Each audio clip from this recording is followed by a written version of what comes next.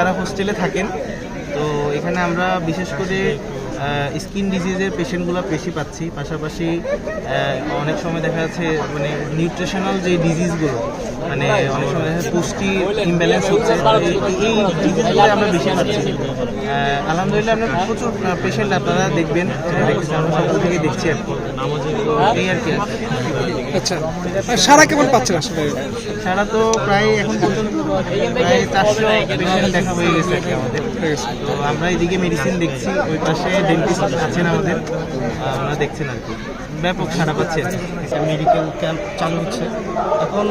আমার মতে আগে ছাত্র রাজনীতি বিষয়টা হচ্ছে নেতিবাচক হিসেবে নিত মানুষ, এখন এসব উদ্যোগ শিক্ষার্থীদের ইতিবাচক দৃষ্টিভঙ্গি পরিবর্তন করবে।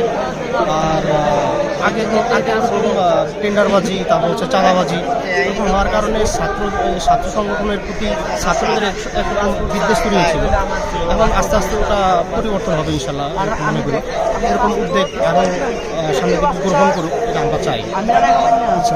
আচ্ছা, আপনারা এর আগে বারবারই অভিযোগ করতেন যে রাজনৈতিক দলগুলো আসলে ক্ষমতায় আসতো বা ক্ষমতায় আসার সম্ভাবনা বা বড় রাজনৈতিক দলের ছাত্র সংগঠনগুলো সাধারণত তাদের রাজনীতি করার জন্য প্রেশার ক্রিয়েট করতো। এখন আপনারা এইরকম কোনো প্রেশার পাচ্ছেন কিনা আসলে? না, আমরা আপাতত আমরা এরকম কোনো এখনো লক্ষ্য করিনি।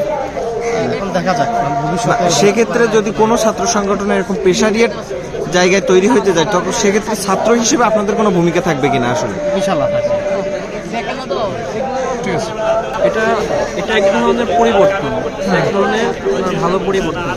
সমাজে মানুষজন সমাজ সেবায়, সমাজের কল্যাণমূলক কাজে তারা এগিয়ে আসতেছে। এটা অত্যন্ত ফলপ্রসূ একটা কাজ।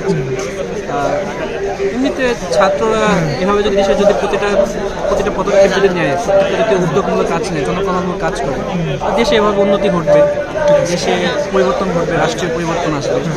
এটাই। ঠিক আছে।